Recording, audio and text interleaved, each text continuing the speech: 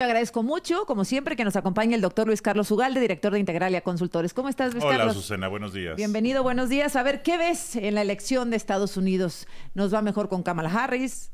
¿Nos va menos mal con Donald Trump? Los dos son duros, los dos han hablado de migración, de crimen organizado, de fentanilo, etcétera. ¿Qué es lo que ves en las próximas horas, doctor? Yo intuyo que lo que más conviene a México y al mundo es que gane Kamala Harris.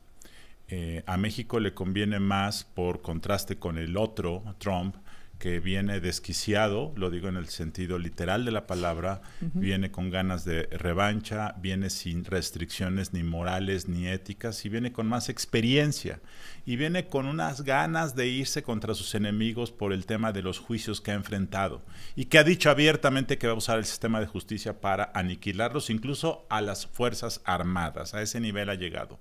¿Qué es lo que haría? Lo que ya vimos, y yo te diría que en sus primeros 3 meses de gobierno puede hacer 1, 2 o 3 de estas cosas que voy a decir y que simplemente repito. A, el anuncio de un programa masivo de deportaciones ilegales que generaría un problema de derechos humanos y una situación de persecución en las comunidades latinas en Estados Unidos muy doloroso.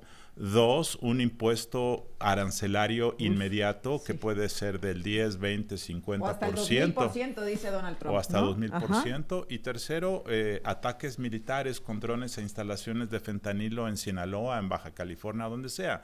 Cualquiera de estas 3 cosas, o las 3, generarán una enorme tensión diplomática con México. Sheinbaum, a diferencia de López Obrador, creo que contestaría con más firmeza y eso detonaría una guerra diplomática. Y en ese entorno empezaría la revisión del TEMEC en algunos meses. ¿Sí? Así es que este es el peor escenario para México, sin duda, y para la humanidad, y creo yo que para los Estados Unidos, sin duda. Oye, doctor, el Tratado de Libre Comercio, bueno, pues Trump ya ha dicho que hay que revisarlo y que hay que reestructurar y que hay que verificar algunas cláusulas el próximo año, pero Kamala Harris ha aceptado, bueno, pues hace poco dijo, votó en contra, lo sabemos. ¿Cuál es la diferencia ahí para nosotros? Yo creo que el riesgo de 2026 es que una revisión se pueda convertir en una renegociación. Y claramente con Harris ese riesgo es menor, pero una revisión que debiese ser algo simplemente rutinario puede complicarse por A, las presiones de Trump o de Harris por estos temas que dices. B, porque México ha cometido pecados. ¿Cuáles pecados?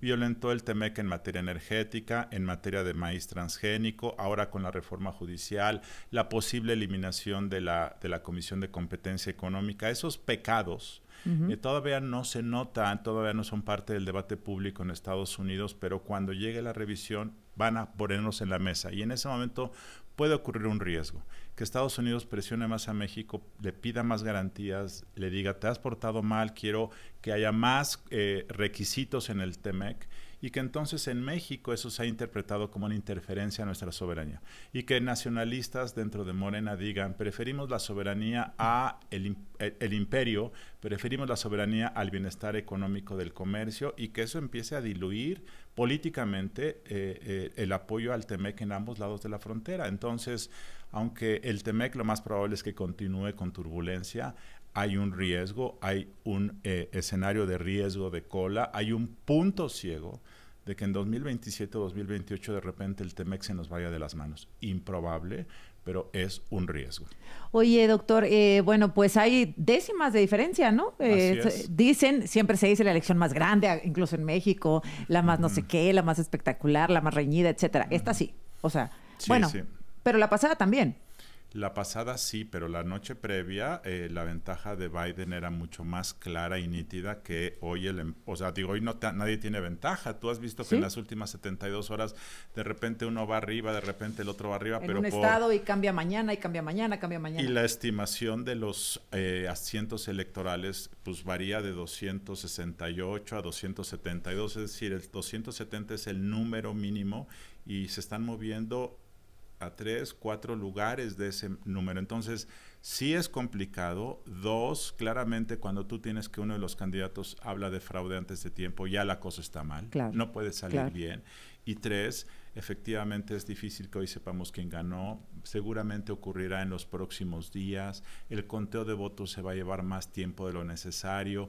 Es probable que ambas partes pidan recuentos generalizados en muchos lugares. Es probable que eso se lleve tiempo, es probable que veamos manifestaciones, tumultos, bloqueos de las sedes del conteo. Entonces, esta elección no solamente es para saber quién es presidente, esta es una elección que muestra que el sistema electoral americano está roto desde hace muchas décadas, pero hoy está haciendo más efervescencia, más crisis que nunca antes. Bueno, es el doctor Luis Carlos Ugalde, director de Integralia Consultores. Vamos a ir a la pausa, terminamos este tema, porque también, doctor, queremos escuchar tu reflexión, tu opinión respecto a lo que va a pasar en la Suprema Corte de Justicia de la Nación, respecto a el proyecto del ministro González Alcántara Carranca de declarar inconstitucional parcialmente la reforma al Poder Judicial. Regresamos. Luis Carlos Ugalde, ¿crees que hoy sepamos cuál va a ser la conclusión de la Corte? No lo sé. No lo sé. Probablemente se apuren porque necesita haber certeza en este tema. O incertidumbre, depende de qué lado estés, pero al margen de si terminan hoy o terminan esta semana o incluso la siguiente, creo yo que lo que ahorita nos preguntamos es qué sigue. Y yo creo que lo que sigue son dos posibilidades, una que yo veo buena y otra que yo veo muy mala. La buena sería claramente que la presidenta diga que acata, aunque esté en desacuerdo, y que de cualquier forma la reforma judicial seguirá una vez que pase esto y continuará esto adelante. Y que además creo yo que hay una razón muy remota, pero que podría hacerla conceder en este tema, que es el costo de la elección. En los últimos días Claudia ha dicho que 13,000 millones de pesos es mucho dinero para organizar la elección, y en este momento el secretario de Hacienda está haciendo el proyecto de presupuesto y está muy, muy estrecho. Y esta podría ser una razón para que ella diga, aprovecho esto, me ahorro buena parte de ese dinero, porque solamente se elegirían ministros y magistrados, y entonces es una salida. Oye, Luis, déjame hacer un paréntesis. ¿Cuánto costó el proceso presidencial de este año? Porque he escuchado la cifra de 8,000, de 10,000, de 12,000. ¿Cuánto costó este proceso? El federal debe haber costado más o menos 8,000, 9,000 millones de pesos, más el financiamiento de partidos, más el proceso electoral de las 32 entidades federativas.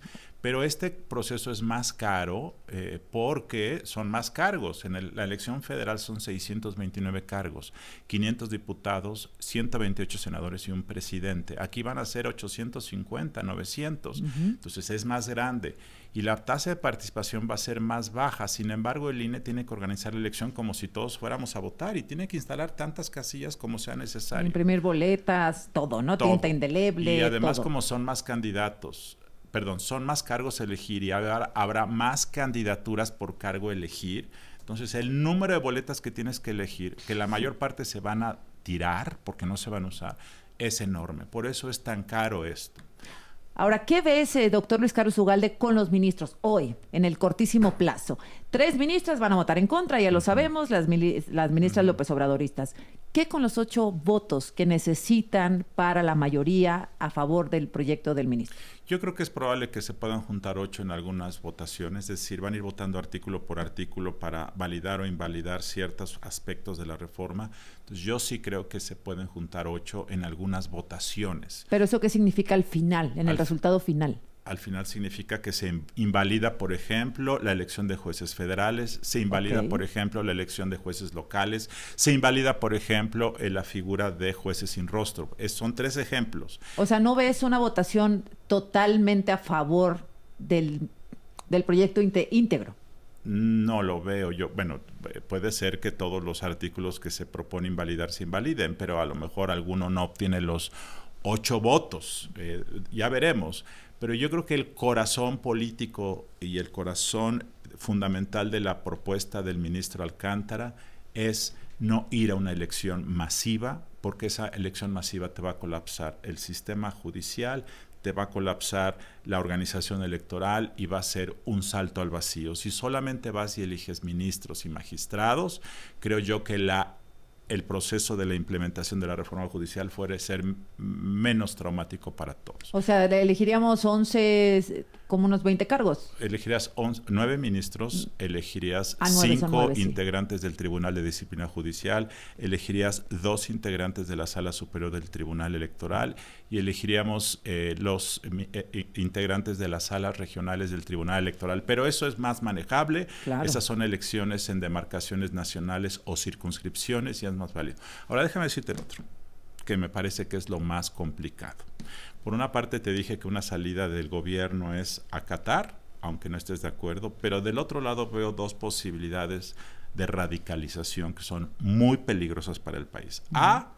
Que desacaten y además inicien un juicio político en contra de los ministros.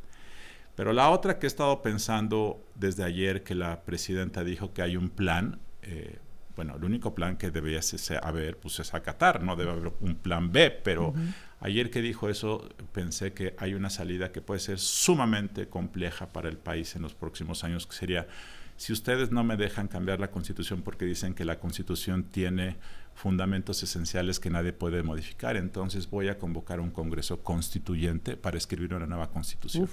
Sí. Y si esa es la reacción del gobierno, entonces México se va a enfrascar en los próximos 2 o 3 años a reescribir todo, a convocar un congreso, a estar en elecciones permanentes, y de esa nueva constitución sí podría surgir algo completamente diferente, y entonces el gobierno va a decir: yo te propuse cambiar dentro de los parámetros de la Constitución, tú no dejaste, pues ahí te va ahora una nueva Constitución. Entonces, esto entraríamos a una nueva dinámica, a una situación que podría llevar al país a más radicalización. Ya veremos qué ocurre en los próximos días. Bueno, pues estaremos pues al pendiente del tema de Estados Unidos, es decir, un super martes en el sentido estricto, obvio, amplio, porque en Estados Unidos la elección pues sí nos puede pegar fuerte en el tema económico, político, de migración, de crimen organizado y bueno, este tema de la Suprema Corte, que no está no es menos preocupante. No, para México es más relevante y de mayor impacto, pero para el mundo lo de Estados Unidos es fundamental para definir el rumbo de la civilización, yo te diría con esa expresión. Así es que este martes, seguramente en algunos años nos acordaremos que se platicaba qué pasará y lo que hoy ocurra tendrá enormes consecuencias. Muy pesimista, doctor. No, o sea, yo creo que si gana Kamala Harris va a ser algo bueno para el país. Yo creo que tendría una buena relación con la presidenta Sheinbaum. Yo creo que esa dinámica personal ayudaría mucho a que la relación fluya bien, y yo intuyo que hay más probabilidades ligeras de que gane Harris que gane Trump. Es mi lectura. Bueno. Y en el caso de la Corte, ojalá todo salga bien. Ojalá que así sea. Doctor Luis Carlos Ugalde, muchas gracias como siempre por tu análisis.